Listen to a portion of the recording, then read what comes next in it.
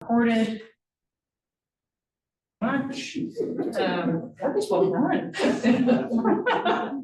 We'll go around the room and do introductions. So we'll start in the room and then I'll call on folks online.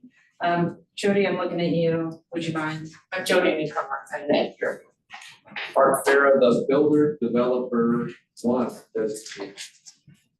I'm Mr. Charge and the at large. Elaine Stewart, Environment 2. Rick Shanley, Acting Chief Executive Officer / General Manager. Ashley Farrell, Business Rep 2. George Marsh, Ag 1. Alan Jesse, Ag 2. Andy Hagen, District 4, and temporary chair for today. Elizabeth Edwards, Chief of Staff. Joshua Bernier, Clearwater Services IT. Katie Ragsdale, Executive Assistant. And Shannon. Shannon Huggins, Community Engagement. Good evening, Joe Gall, Chief Utility Relations Officer for the district. Kathy Lear, Chief Financial Officer for the district. Hi, Jack Dunn, Chief Business Operations Officer for the district. Dale Feig, Chair of the Washington County Citizen Action Network. Josh Johnson, Principal Engineer with the district. Wade Denny, Division of Engineering Manager for the Basin Engineering Group for the district. Let's go to Ramesh online. Ramesh, District 2 Rep. And how about Rebecca? Rebecca Shell, District 1.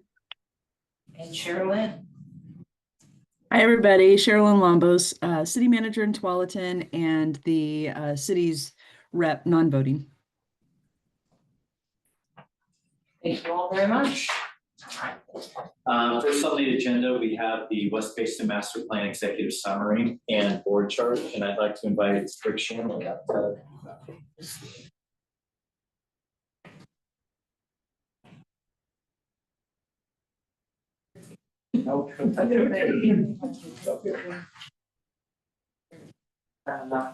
I know. Wild stuff lately, so. I will introduce my team in a minute. I did want to just take a second and acknowledge that I'm here in a new position as the acting CEO. And one of the things that I'm looking forward to doing is really getting to be more externally focused. And I believe CWAC is a great venue for me to get feedback from all the different representations that this team brings to Clean Water Services. So it's a challenging time right now. I'm 3 days in and still going strong. So I'm going to make it through this week and many more weeks. And I've got a great team behind me. A great group that we've had with CWAC through, has it been a 2-year journey? Likely on the West Basin plan. We've got lots of excellent feedback. We've had great support from the subcommittee. So I look forward to being here and working with you all in this different capacity that I have today. And I do want to introduce the folks that are going to now carry the heavy lifting for tonight. Kathy Leader, our Chief Financial Officer. Going to talk a little bit about what does this plan mean? How are we going to pay for this? So we've been very active with developing our budget for next year. Lots of conversation about the budget for next year. This is a real key tool for budgeting and then ultimately for looking at our rates and charges and SDCs. So I thought it'd be great for Kathy to kind of talk about how we're going to use this thing now that we're completing the journey. Wade, who's been here, Wade and Josh, I think you all know by now, they're going to present kind of the executive summary, open it up for additional questions, and then ultimately we would like to get adoption of the plan and keep things moving. So I'm going to turn it over to. First. Okay, turn it over. Thanks.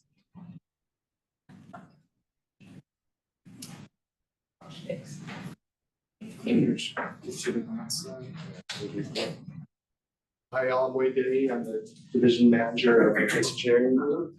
And today we wanted to just touch on kind of the history of the touch points with CWAC, talk about our board charge, you all. And just kind of check in to review any alternatives, provide any of the status updates we need, kind of get some input from everybody at the committee level. And then we'll be reviewing this executive briefing with you all and then reviewing a financial plan for funding it. And then touching back on our board charge and asking you all to to go ahead and consider that. Next, I'll kind of dive into this, what the board charges will be asking you are. So we'll want to review the West Basin Master Plan and provide input to staff and the board of directors on the planning assumptions, project goals, and selection criteria, and make a recommendation to the board for adoption. So that's what we'll be touching on at the end of this presentation today. So to start out, we put this together. So this is the executive briefing. You all have a copy of that. So we put this together to try to really summarize what we've done in this really lengthy master plan. So we're going to walk you through this executive summary today. Feel free to ask us any questions that you might have.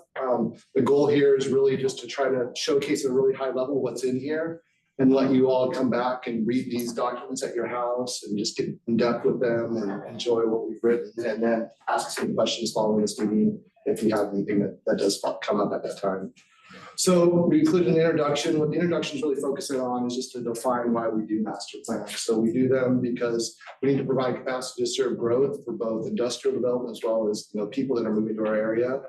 And we need a plan that also addresses some of the uncertainty we have with our regulatory environment. So this plan also considers that. It also focuses on what our infrastructure looks like, its condition, its age. And we also wanted to develop a plan to create some resiliency with our infrastructure. So we've looked at seismic effects of a big event on our infrastructure and also climate change as well. On this first page here, we've also included a graph that just shows the population in the service area tributary to the West Basin. And we've included a map to just highlight where the West Basin is, the associated cities, so we're all on the same page there. So next I'm going to turn it over to Josh. He's going to touch on our planning process and objectives. Yeah, good evening, everyone. So our planning process really started with a basin-wide evaluation. It's essentially a holistic look at the West Basin. We've talked a few times about how there's multiple plants in the West Basin and ways to move flow in between plants. So the first phase of the project was really looking at that and making a big picture decision of how much flow should go to which treatment facility. We settled on maximizing treatment at Rock Creek, as well as shifting some areas that currently flow to Hillsborough from Hillsborough to Forest Grove. So those would be areas in West Forest Grove and in Banks. We also want to maximize flow to Rock Creek going forward. Our initial analysis concluded there is space at Rock Creek to accommodate growth over the planning period, as long as the regulatory conditions kind of stay within where we think they're going to go. Now, the caveat to that is that if something in the regulatory environment changes, we want to be able to adapt to that. The provision for that was to make sure we save room at Forest Grove to either expand or add processes there if at some point in the future it becomes more beneficial to shift additional flow to Forest Grove. So once we've done this kind of holistic look, we moved on to a detailed evaluation of alternatives. There'll be more in the memos to come on specific alternatives, but we kind of applied the same set of principles in evaluating different alternatives for both treatment and conveyance. The first is that we want to maximize the use of existing facilities as much as we can. So this could mean things like making sure looking at different ways to optimize how we operate a process to avoid expanding the process. For conveyance, this meant finding kind of the optimum amount of I&I removal to target. If I&I removal is helpful and it can delay or eliminate a conveyance project, but the trade-off is that you may have to, it costs money, and you have to kind of find the right balance between removing I&I and treating that flow if you let it go to the treatment facilities. We also looked at ways innovation could help us increase performance. So there are a few opportunities at our treatment facilities to apply innovative technologies that would either make a project smaller in footprint, save us some space for the future, or potentially push out a treatment project.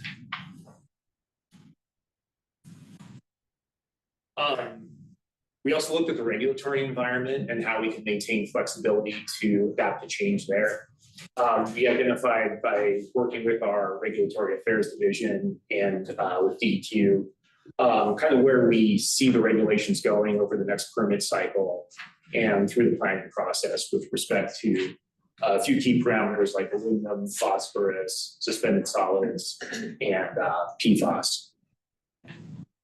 And we also look for ways to build in resilience over time. So resilience can be both seismic resilience and climate resilience.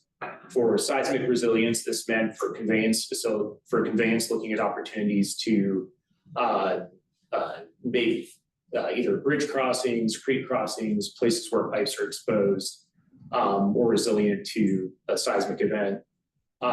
For our treatment facilities, it's very expensive to harden the things that are already built. But what we can do is when new facilities go in, make sure that we're building those to withstand a major earthquake. And then we try to build our facilities around a kind of phased approach to come back online after an event. So within the first 48 hours, we want to be able to disinfect flow and get it through the plant. And then as power comes back online, gradually build our process back up over the next 6 months to be treating to our permit within 6 months of seismic event. And finally, we have a focus on just-in-time capacity. So just-in-time capacity means we want to continually assess growth and make sure we're putting in capacity as it's needed. So we always have capacity available for growth, for industry, and build that capacity as it's required rather than overbuilding ahead and running the risk of not needing that capacity or kind of falling behind and having to scramble. So we do that. The tool shown here is Trigger Plot. So this is kind of our tool for looking at capacity. The red line is the capacity we have. The blue line is the projection of what we'll need. So by kind of building up the capacity projection based on population, we can go through our conveyance to treatment facility systematically, kind of look at each process and when we think in time, based on projected growth, we'll need to add capacity.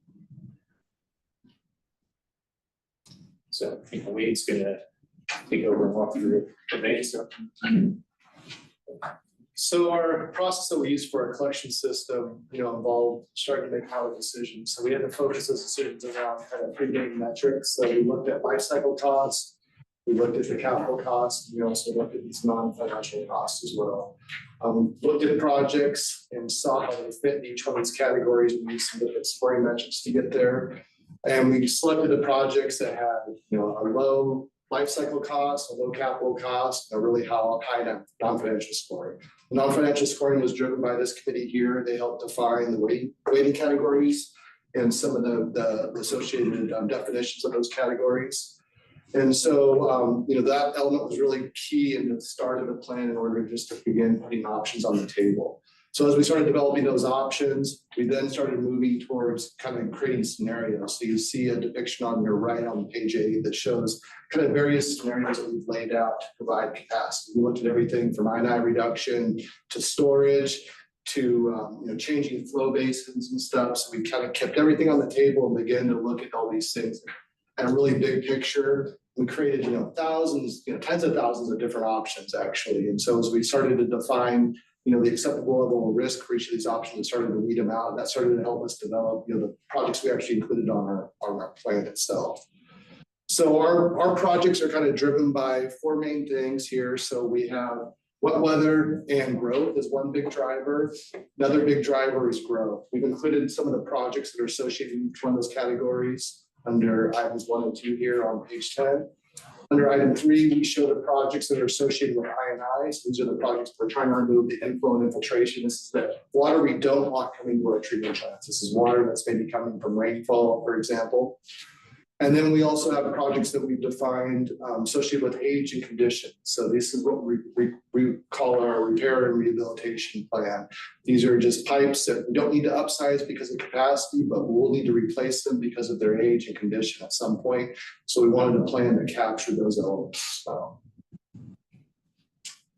We've included a map on page 12. This doesn't highlight all the projects, but it shows the major projects. It shows the major I&I reduction areas. It shows some of the trunk lines where we're going to see a lot of growth. It also defines some of those growths as far as growth between whether capacity and growth or just straight growth. So you can kind of see kind of those contributing areas into our system. And we would define some of those urban reserve areas as well to show where those potential flows could come from in the future as well.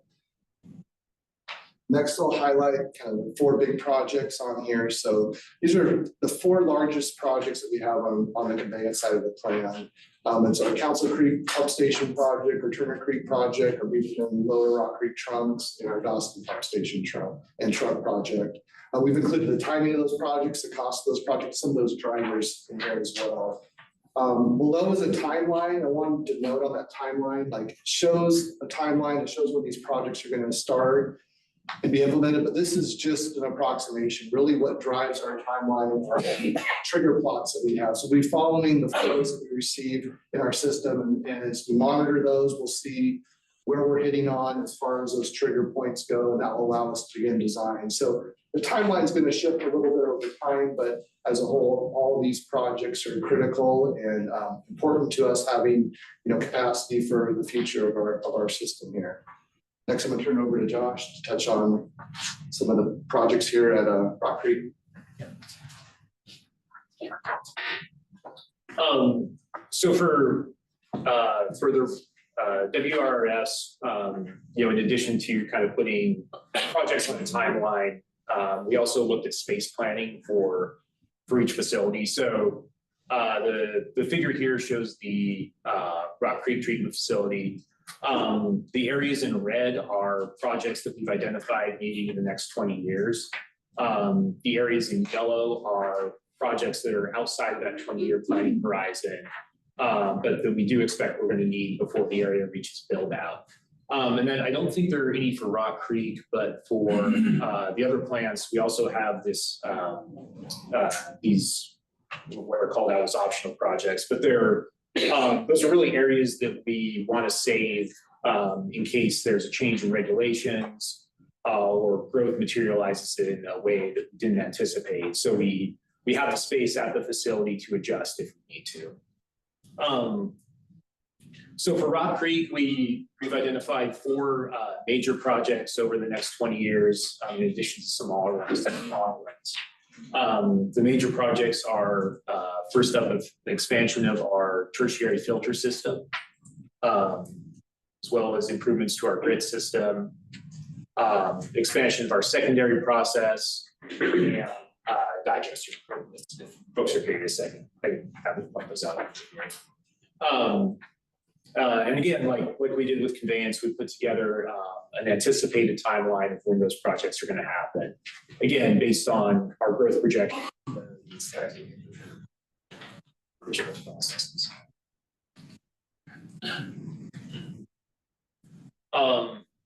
For the Hillsborough and Forest Grove plants, again, identified projects within the 20-year planning horizon, as well as projects that fall outside that horizon that they will need eventually, and projects that we may need if there's a change in regulations or change in growth patterns. So for Forest Grove, particularly on the right there, you can see in the upper right of the site plan, there's an area identified for a future solids facility. So right now we treat our solids at Rock Creek, but if there's a change in growth or change in regulations, it may be more beneficial to treat those at Forest Grove. So we want to make sure we don't put another process in that area and then come to find down the road that we don't have the space.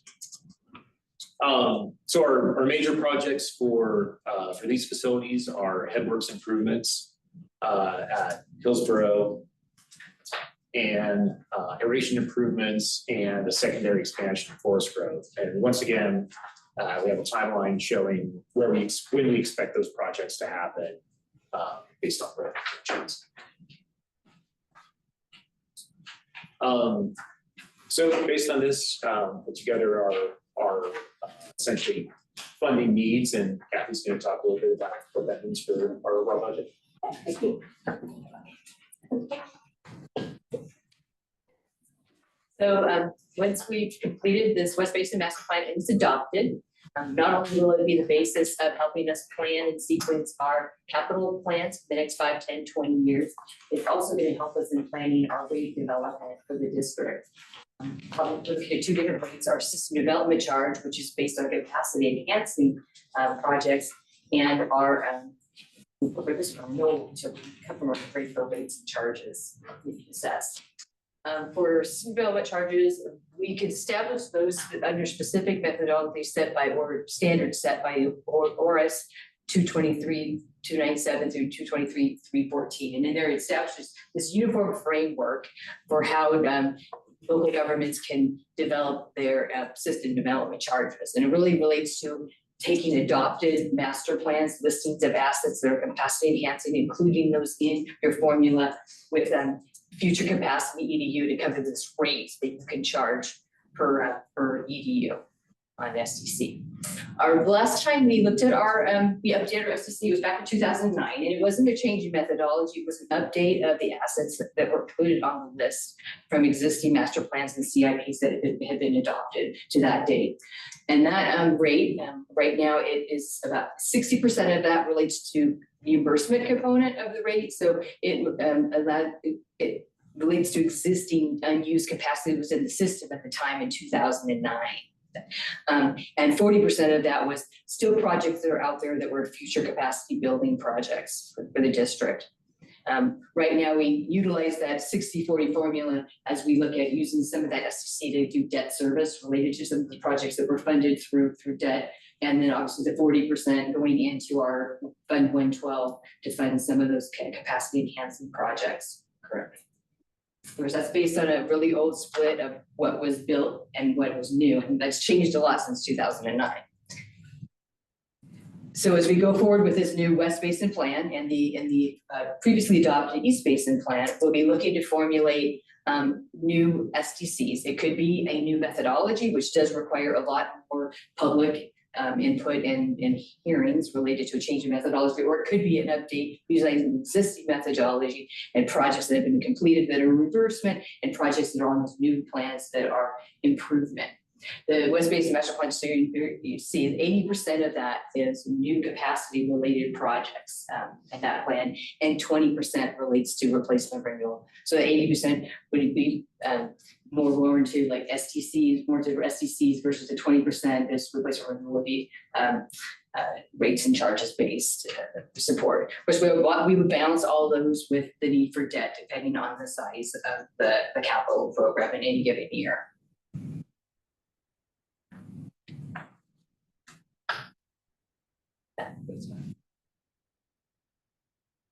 All right, well, we came here and we're asking the group here to review the master plan, provide input to the staff and board of directors on planning assumptions, project goals, and selection criteria to make a recommendation to the board. So does CWAC want to recommend to CWS board of directors to adopt West Basin master plan? Is the question. We're happy to answer the question. Yeah, this time is held open for discussion first. Yeah. So on pages 11 and 12 of the summary, I need to call attention to the North Plains expansion area is flagged here as being in process. That is no longer the case. Same page you're looking at right here, the map page. I'll say 11. Do I have an old? No, we have, yeah, in the North Plains area, Yeah, the dark blue hatching. Yeah, it's hatched on here as an annex area. I believe that's correct. It is an annexable area. It's just not a reserve area. I don't know what annexable means, but I do know that the entire city council got replaced and the population voted against an expansion. And when the governor had an opportunity to press it before the end of 2024, she backed down. So I would be careful how it's characterized here. And I would encourage you to be very cautious in assuming that you're gonna be servicing all that area.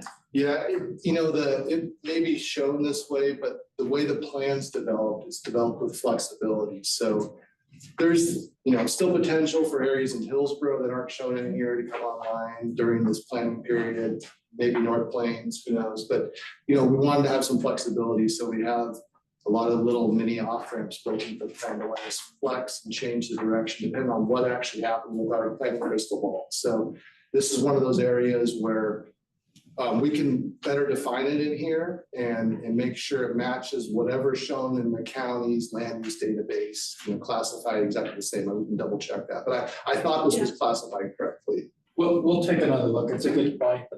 But as you're saying, it's a 20-year plan. Yeah. Councils change in 2 years, a new council can come and things can shift back. So I think we're always planning for areas that could expand over that 20-year horizon.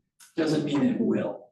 So I think your point is a good one, but maybe take a look at how do we classify that? I think, I'm saying this not to argue about whether or not it could get annexed in the future. I'm suggesting that the way you phrase it can indicate. Yeah, Yeah. the Yeah. in-process part And- makes it sound like it's happening. So I And- think that term is. And I one will we need to fix. actually add to that, and I don't know how many of any of the staff really noticed this, but back during the, what was that Senate bill number? The CHIPS Act Senate bill? SB1. SB1, thank you. Clean Water Services submitted a pretty darn neutral letter, saying that, yeah, we would find a way to accommodate as needed. And yet the legislature characterized it as a letter of support. I don't know if you ever looked at that legislative summary, but it's just, perceptions are important. It's a good point. And words matter is what I mean. Yeah. So let's look at that. Take another look. So, Catch that. The question line. Yeah, Cheryl.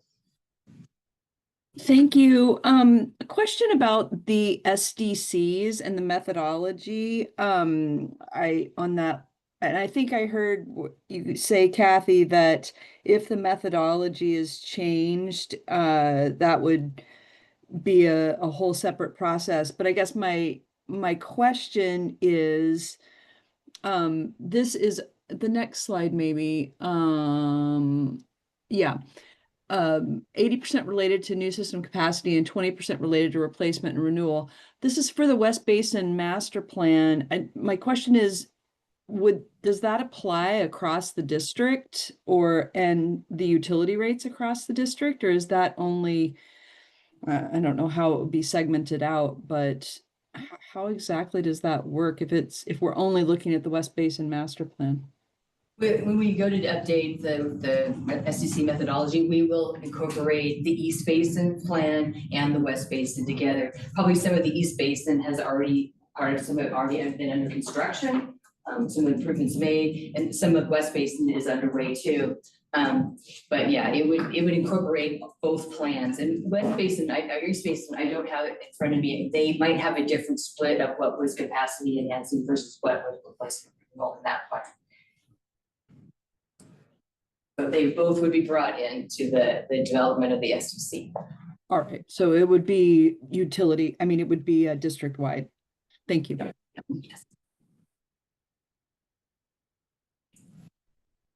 Let's see who was first. So whoever talks first. I have two questions. So on the West Basin study area, the CWS service district line doesn't match up with the West Basin line. What is the reason that something would be outside of the district but still in the West Basin, or the service district is outside of the West Basin? So, we have our kind of east and west basins, right? And so I see the line you're talking about, we have areas shown outside that line. I gotta look at a better map with better resolution to tell you if that's in our boundary or outside our boundary, but based on this level of depiction, it looks like that area is outside our boundary, but I'll have to look at one of our GIS maps. I can get back to you on that. So does that mean if I'm in a house in the green part, but outside the red line? So if you were outside the red line, theoretically, you're not in our service base. You're not in the service district, but you're still in the West Basin. Potentially, yeah, you could be in the West Basin's, flow area that is tributary to that plant, for example, in an area that say it's undeveloped, for example, outside the UGB. Oh, okay. And then the second question is, does this master plan also include all the improvements needed to the Hag Lake facility? So that is not associated with this master plan. The Hag Lake project is on its own course. Maybe you want to talk about that, Rick? Well, yeah, there's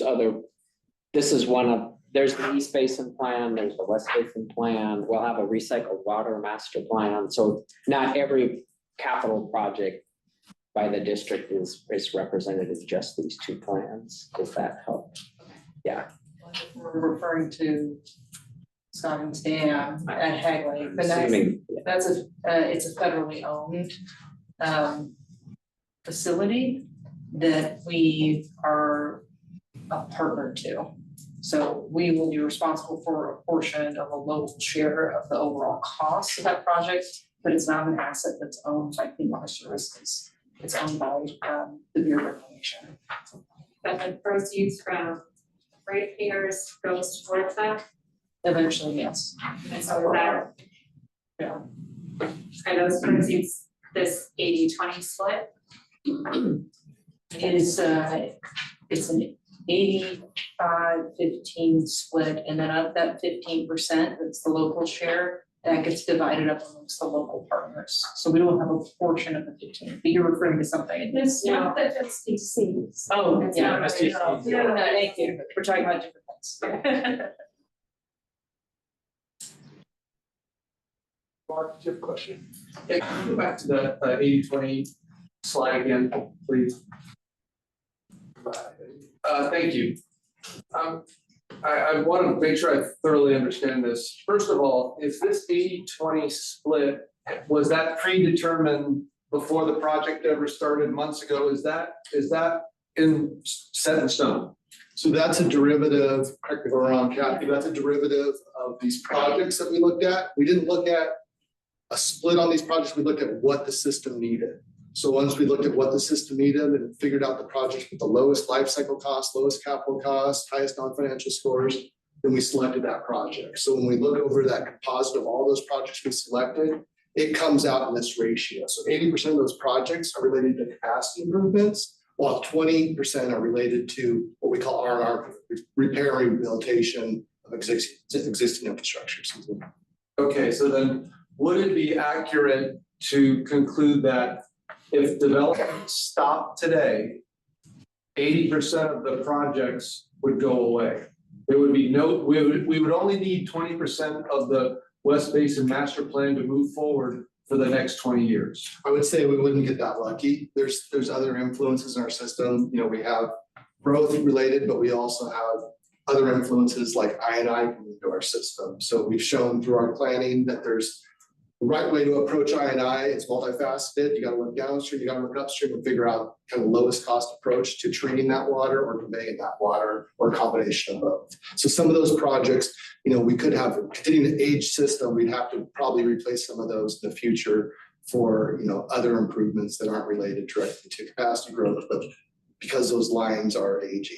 So I guess it does fall out maybe under that 20% area, but I got to think, not all these projects are going to go away. That would be the reality. So wait, if you took a snapshot today, was that your question, Mark? Well, Yes, if no growth happened, that the system would continue to deteriorate, so you'd have to do things. But yeah, right now, these projects are driven by capacity. right, so if let's say the financing plan is $100 million, let's just say Yeah. that if development stopped and there was no more expansion that needed to happen, we'd only have to spend 20 million of the $100 million of the financing plan.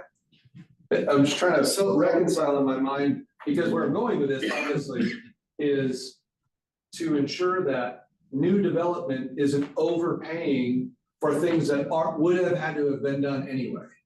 So, there's a portion of these lines that are slated to be upgraded because they're at capacity basically today. So within this plan horizon, they're already at capacity. We need to address them. So that 80% wouldn't go away necessarily, because we have projects that are pipelines right now that are currently stressed, not at its maximum, stress level, but stressed right now. We need to address those lines. Yeah, and I hope that just from just playing my role, I would hope that there's a factor that's been built into this percentage, because this seems super heavy dependent upon new development, just from an 80-20 perspective. I hope that there's been appropriate weighting for just what you said, for example, and I things and other things that in the next 20 years, we know has to be done if development shut off right now and businesses kept leaving the state, as we're seeing. So just, I'm wearing my hat real tightly on my head right now, that I want to make sure that balance is there. And I'm sure Matt Wellner, if he was at the table, would be chiming in as well with some thoughts. Definitely. Yeah, I think, as a whole, we're looking to make sure we have a balanced, plan. I feel like, what we put together is as balanced as we can make it, given, where we're at system-wise, age-wise, growth-wise in the area. We're looking at trying to, create capacity at the lowest cost level possible. So this plan is representative of that. I think that keeps, upstream developers in mind, that keeps our downstream users in mind as well. I think that's the best approach we can do currently. I think the assumption, like all growth goes away today, what happens? Well, we'll have an aging system. We'll still have to replace some of these lines. I think in this master plan, why the cost is so high is because we're replacing these interceptors. These are our backbones. This is how we, get our bread and butter to the treatment plants. And so those are expensive projects. They were put in, in the late 60s without regulations. Now we're highly regulated. And we're working in these wetted corridors, and basically these areas that were farm fields are now populated areas with dense populations we're building in their backyards. So the cost of these projects are just really expensive. And we've looked at them every single different way to analyze them and say, is it a gravity upgrade? Is it a pump station upgrade? What is it?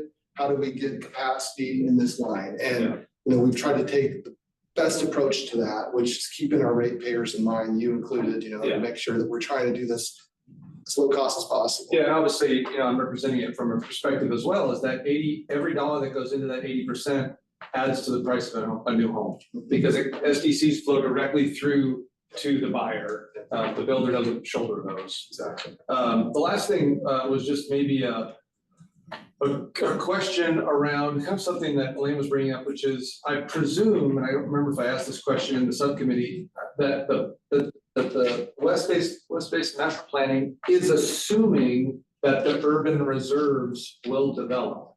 So that if it's been designated as an urban reserve, it's because we know it's going to develop at some point in the coming decades. And so you've made your best judgment about what areas may develop, and that's been planned in for infrastructure extensions.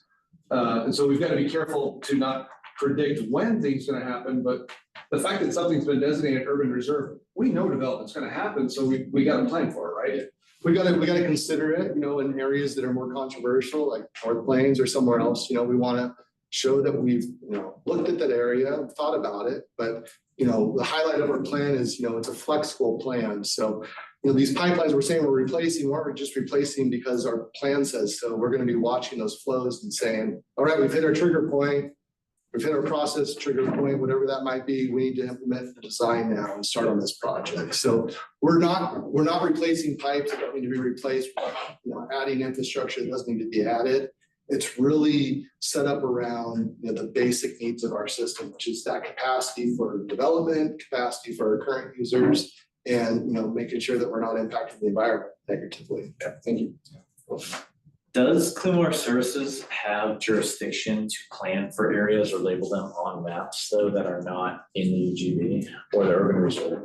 We don't have any jurisdiction to like change or influence how those come into our system or anything else. We're just trying to report what the county shows on their maps on there. That's all we're showing. So. And I guess we talked about this through an email thread with the subcommittee, and I will probably just echo what Elaine has already said, but you know, like this on page 12, it says, you know, North Plains future UGB in process. And it's all in blue, which she said it's not in process. And I guess that's also a county thing because it's like, you know, it's showing that it's in process. The county wants it to be in process, but it's not.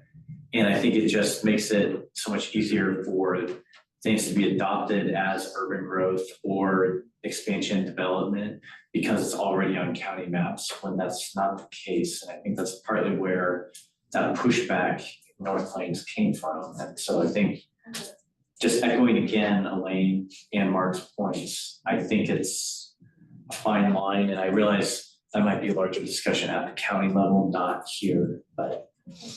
Yeah. It isn't an urban reserve, and so I would, you know, I wouldn't have pushed it if it were an urban reserve because, yeah. Yeah, we've designated these annex areas and reserve areas. So reserves are likely to come online in the next, whatever, 10 years, next cycle for Metro. Supposed to last 50 years.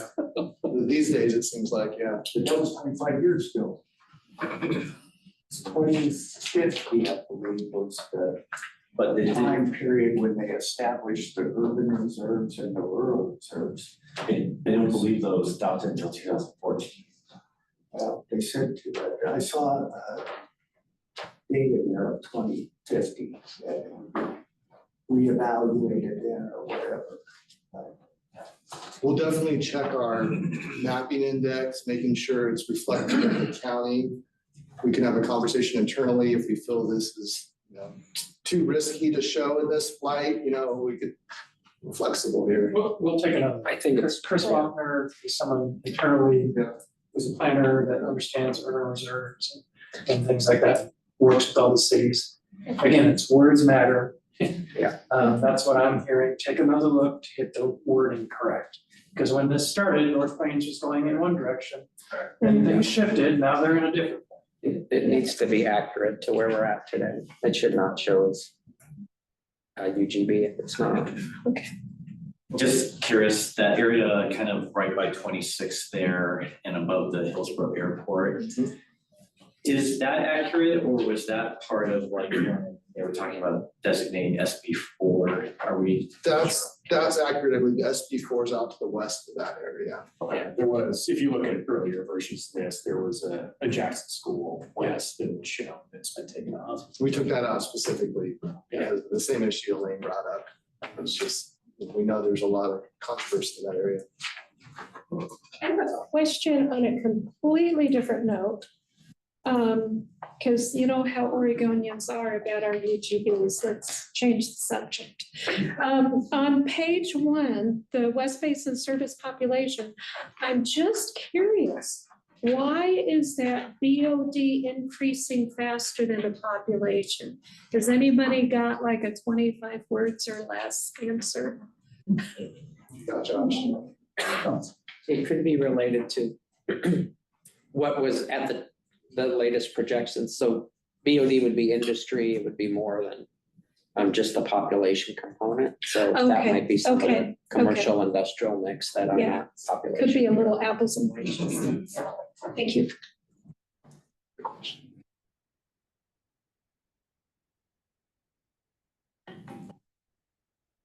Well, with that, are there any other comments from anyone online or anything?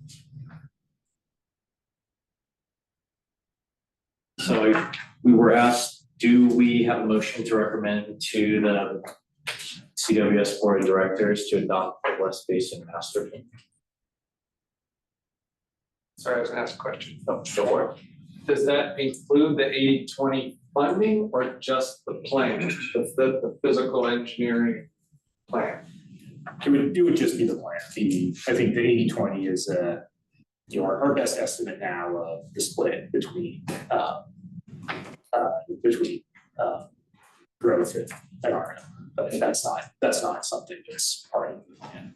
Mark, I think your concern about the political part is when we redo our SDCs, your questions and concerns and perspectives will once again be valuable. And when you're setting the SDCs, that's when we weigh all of these things. This is really all the projects in terms of the plan. Yeah, they're not talking about the funding aspect. Yeah.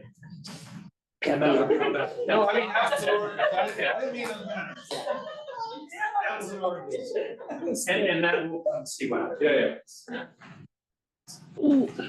Can I ask a question about that though?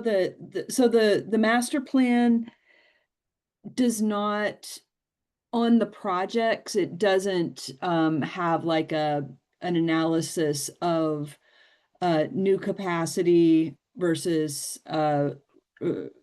maintenance and repair and maintenance, or R&R, or what, however you called it. So that is not included in the master plan analysis itself. That would be that's a whole separate That thing. 80-20 is that ratio that you're speaking of right there. So the 80% is related to capacity, related to growth, capacity needs, the 20% is related to the R&R of our plan. And so, the total amount of that is the total cost of this particular master plan here. But we're saying that the 80-20 is not specifically written into the plan. That will come when we talk about STC. The STC calculation will be based on the cost of all these projects going into Kathy's calculation, but it's not driven by this 80-20 piece of it. That's just the results of how the portfolio of projects came out underneath this plan. But those 80% that are listed there, those will be listed projects to cost. Exactly. In the SDC calculation. That 80% does go into the calculation. Those projects are listed with their value in the SDC calculation, with the capacity that they add. Is there a refinement to that, Kathy? I guess one of my questions is, not all projects are strictly one versus the other. no. So what I don't know, honestly, I'll be transparent, is yes, that pipe was driven for capacity, but when we do the SDC analysis, we look at what percent capacity increase we made. So not all of that is necessarily, and I don't know if you got, to me, this was a rough number that we wanted to present some findings of how the financing would look. So I guess I would ask that question, but anytime I've looked at a project with SDC, there's because it might be capacity, but then it's how much is capacity versus existing. In particular, on conveyance project. On conveyance, which is, yeah, treatment plan is, you're usually building a new basin or you're not. But sometimes even that, if you're replacing an asset, you look at the capacity that it had and you look what percent increase you've gained above that. And that is the part that's capacity. So. Are there SDC fees that have already been paid that will go towards these projects, or do those go to pay back projects that are already done? So when we go to develop the SDC, there might be projects that are on the list for the West Basin and definitely on the East Basin that have been completed. And so those would be then included in the remaining capacity. They'd be considered reimbursement component of an SDC. So the SDC fees would fund the projects essentially. Yes. So if development stagnates and then how do the projects where your pipes are stressed and they do need to get updated or replaced or whatever, how do those get funded? So I guess, so if development stopped is what you're saying, and the existing pipelines, how would we fund, preserving them, do whatever we need to do to them? We have some reserves. I think we probably tap into those. I think other means, there's some funding that's available from the state's SRF funding. And we do include elements of I&I as part of capacity, because by fixing that, it increases the capacity of the treatment plant. So we do fund some I&I with SDC. Did that answer your question? Yeah, I think so. I guess a follow-up to that is this alternative selection process the way that you, like rank the priority of the projects that would get funded and would get worked on? No, not necessarily. So we have like kind of a horizon or timeline that's essentially prioritizing our projects based on our kind of needs right now. And so kind of the piece of it, I think you touched on in your previous question was like, what happens if development stops? Do we replace these pipes? What happens? Well, that's where our trigger plots are important. So as we monitor the flows in these pipelines and these process treatment trains, we can determine better yet, how close that system is to its ultimate stress that we need to then replace and then let improvements on.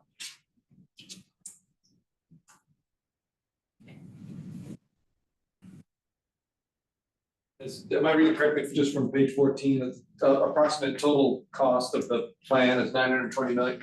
920 million? That's sort of the conveyance plan, is that, so I think you have another. We're at around 280 for train. Yeah, it says 500 for capacity, 220 for I&I, 200 for R&R. So is that 920 the West Basin master plan? That's just the conveyance portion of it. So there'd be another $200 million associated with improvements at the plants. So 1.1 billion. Am I good at math? Yeah, you're right in there. Yeah, and so about 900 million or so is going to be collected in SDCs, and the other 200 million or so is going to be ratepayers. Approximately, based on like what Rick mentioned too, depending on how much capacity we add will determine that ultimate split of that capacity of SDC.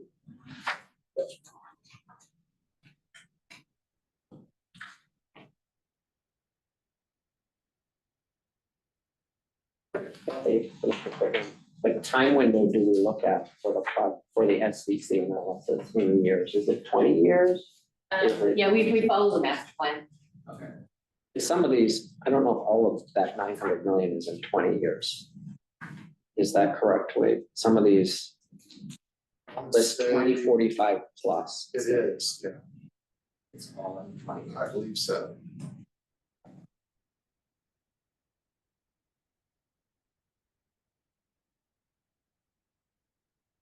Comments or questions?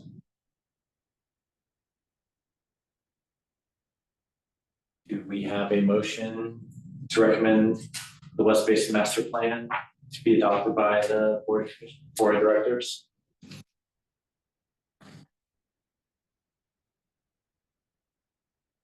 I move the CWAC recommend the plan for adoption by the Board of Commissioners. Second. All those in favor? Aye.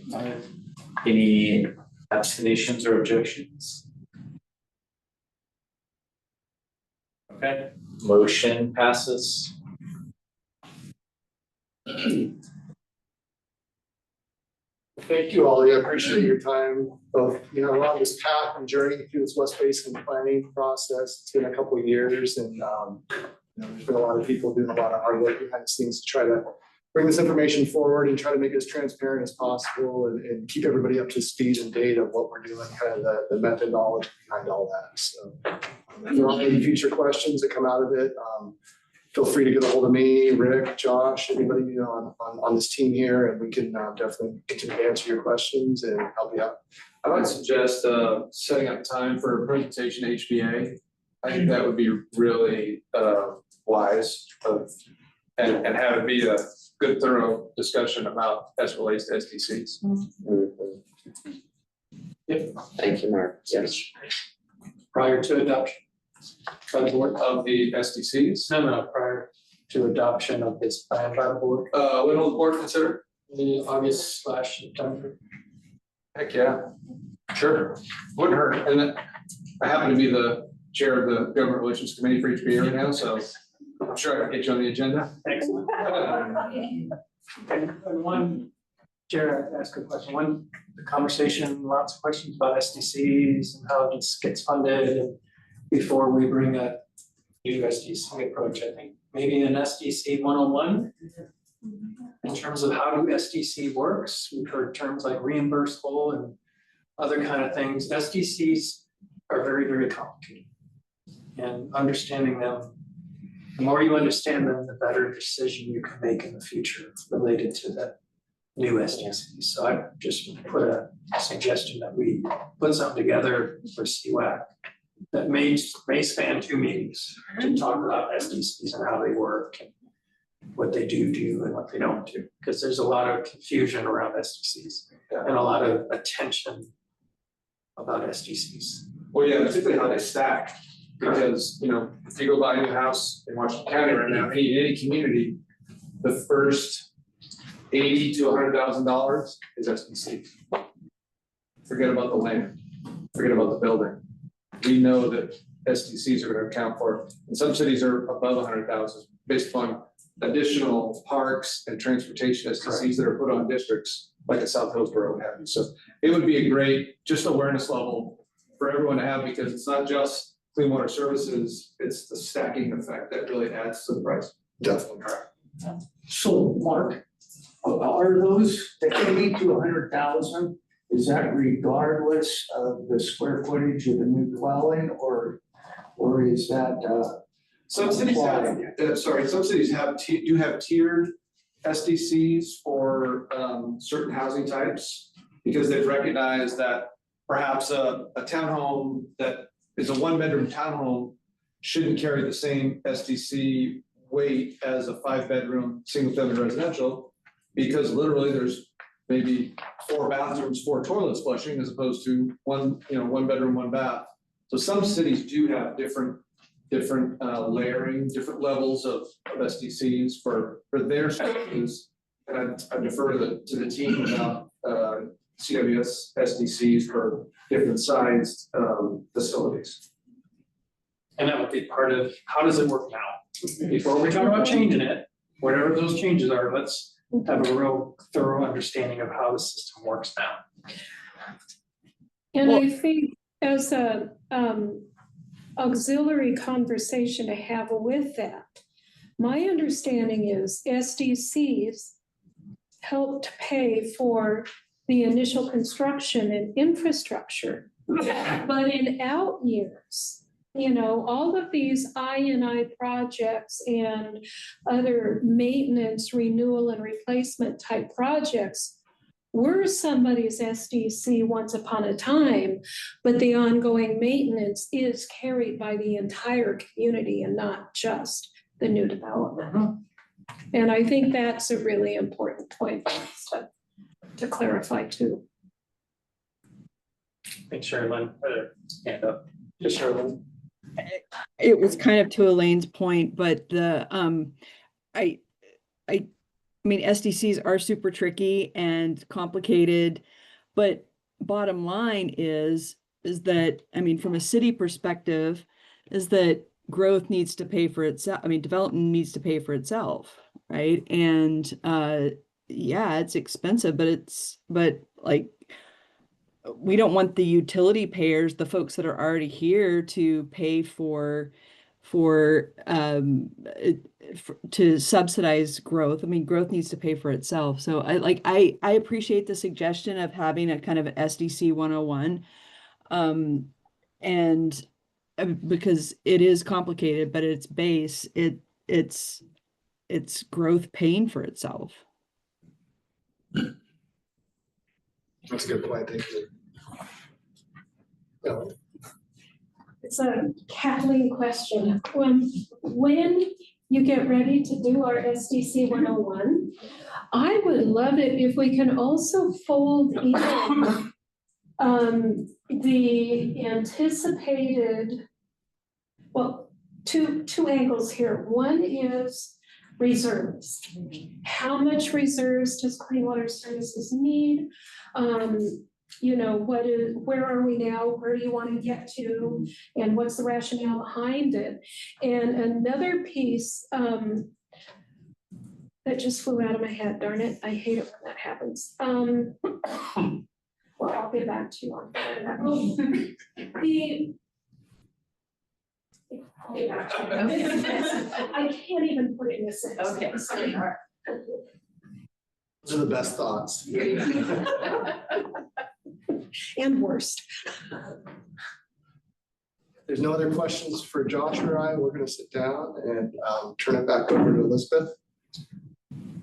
Any other final comments, questions? I mean, I think we said last meeting, you guys did a great job. This plan, I think the subcommittee had a really good experience. And the level of science and research and methodical approach to this plan was, for me, very impressive. So congratulations, it's good work. Thanks very much. Yeah, we appreciate that.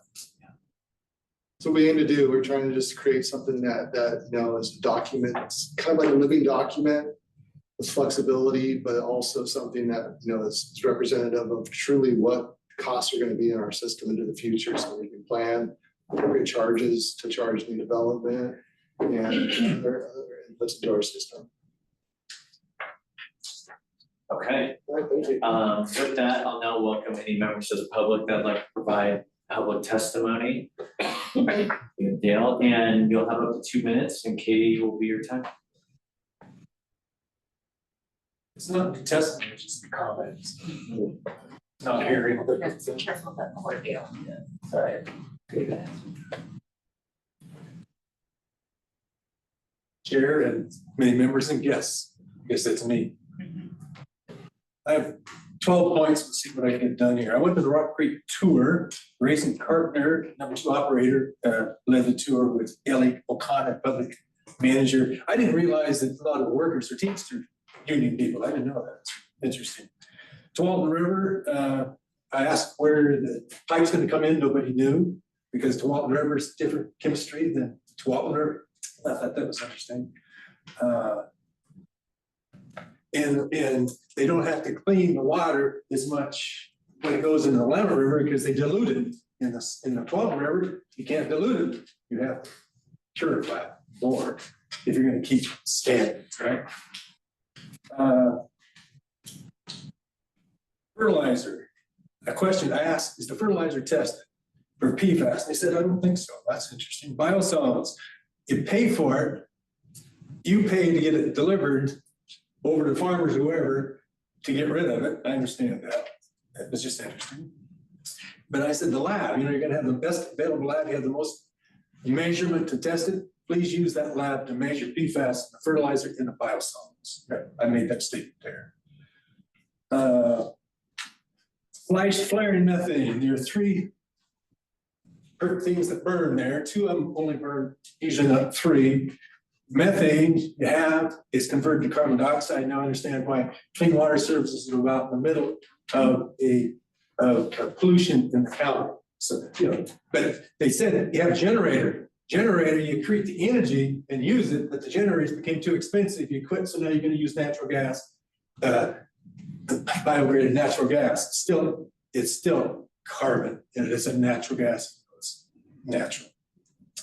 So I generate. I hope we get money, get the generators going, so we can use it.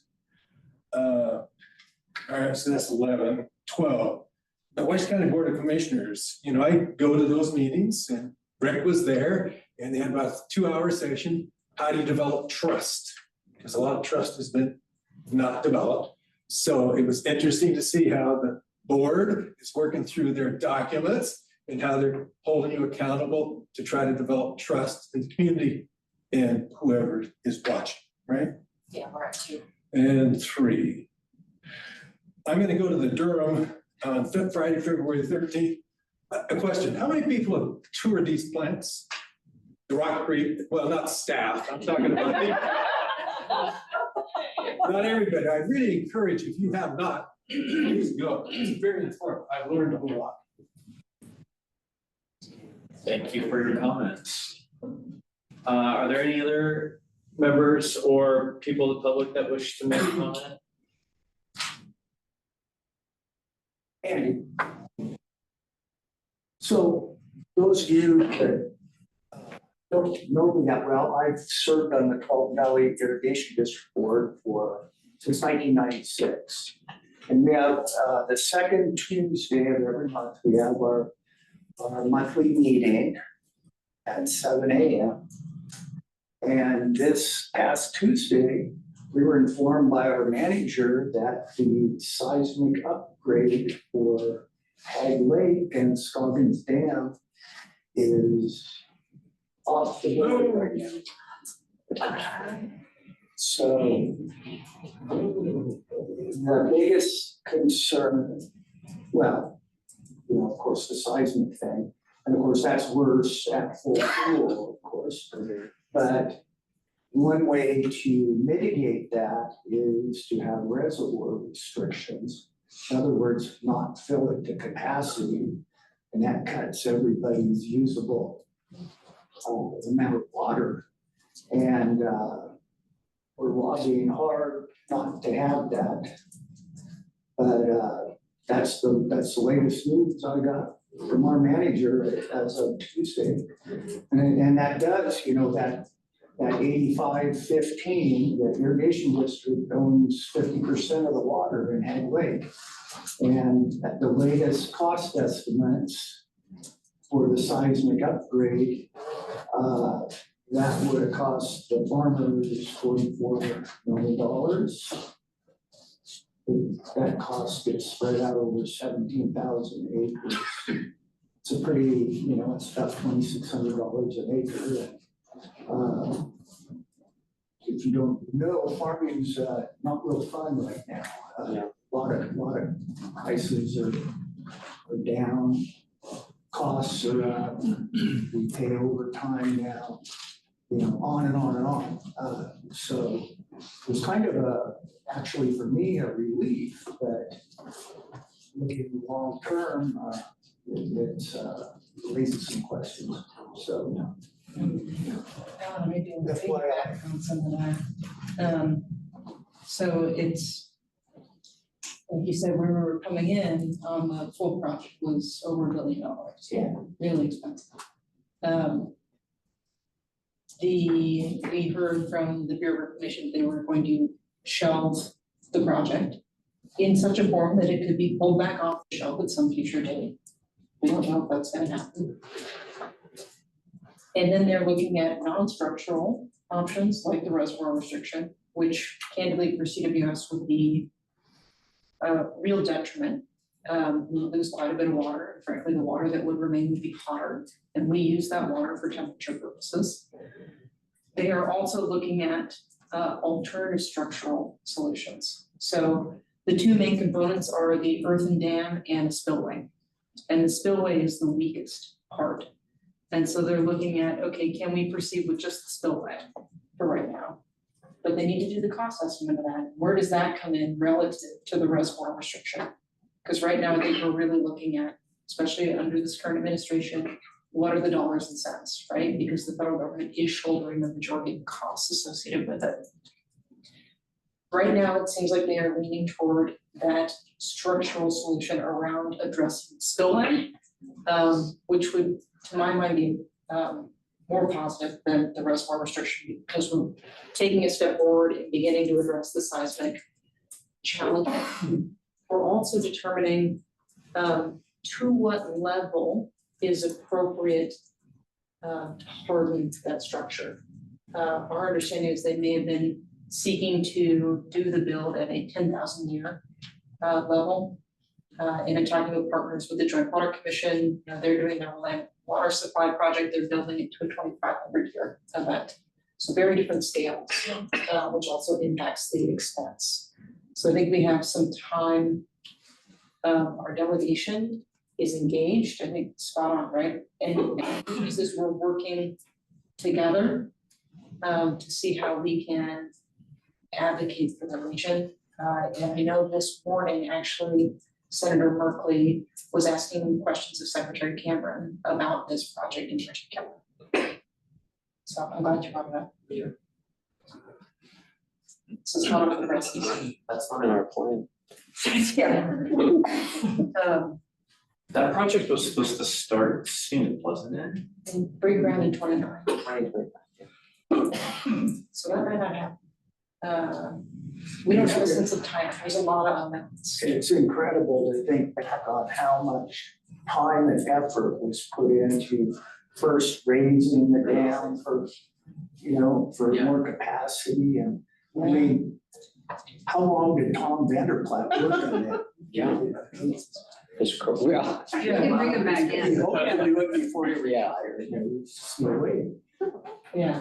So in some ways, we pivoted away from needing the dam. I mean, that was something that was not cost effective for us. So we're not but this is still a huge deal for us, to now go the opposite direction. Yeah. And not just clean water. There's lots of stakeholders that would be long-term very negatively impacted by that. And frankly, it's not just the folks that are, paying into the project or potential project. It's also the communities that live downstream. Because the purpose of the project is to seismically reinforce that better than dam. And so there are part of the work with the delegation is also to make sure that folks who aren't at the table with Bureau of Reclamation still have a voice in this process.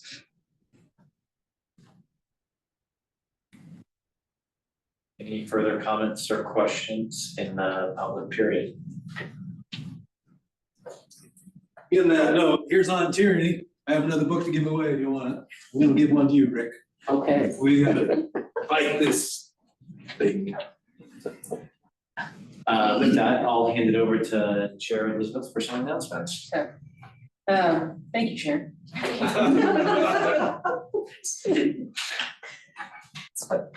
Scripting is my fault. Folks probably saw this is our last meeting before we go into the summer, July and August, to be respectful of people's travel schedules. Also, as a thank you to our folks that served on the budget committee, who did double duty. Thank you. We appreciate you. We know it was an extra commitment time. We also won't be having the paddle this year. It's something we do every year. It's not going to happen this year. Speaking of budget adoption will be next week on Tuesday, June 17th. Charges, public hearing. Folks want to come and join or stream or watch what's going to happen. Tuesday's a big day in the county and clean water services. So tune in. Our next meeting will be September 10th. We have been meeting more frequently here. We will likely be in our new Beaverton location in September. So please watch your calendars for an update on location. And we are recruiting for, it's open season for CWAC. We have a few members who are leaving us.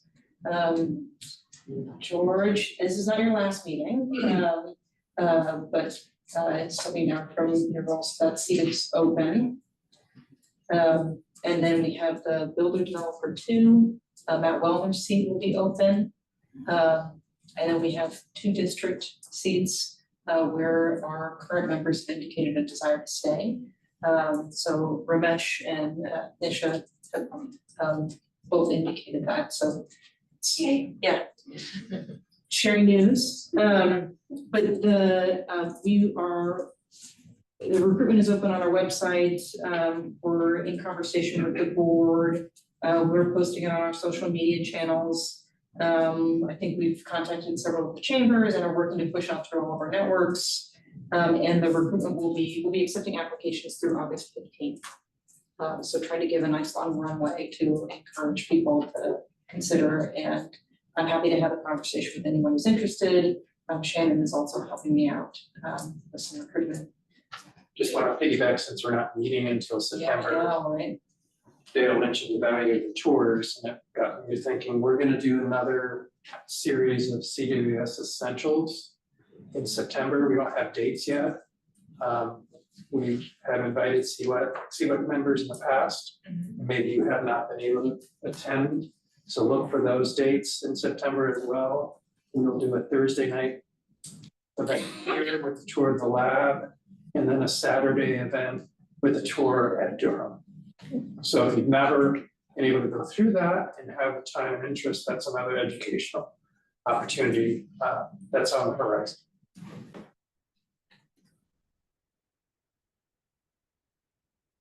We're to talk about Rick, just going through my list here, and thank you, Rick, for joining us in your new capacity, as acting. And we'll continue to provide updates, right? Dale, we're reporting to the board on the efforts that we're making to help rebuild trust with the public, with employees, ratepayers. You are an important component of that. And so figuring out the best way to share information and get feedback from you all as we go through this iterative process. We know that it's going to take some time, but just appreciate the opportunity to be able to share, have open dialogue, and also get feedback, good, bad, and otherwise. So just a thank you from me as we go through this. And we presented on Tuesday. I can circulate some of the materials from that so that in your July and August summer reading, you can take a look at some of the things that we've been up to. That's it for me for announcements. With that, there's no further business and the meeting's adjourned. Thanks, Sandy. Yes. Good job, Andy.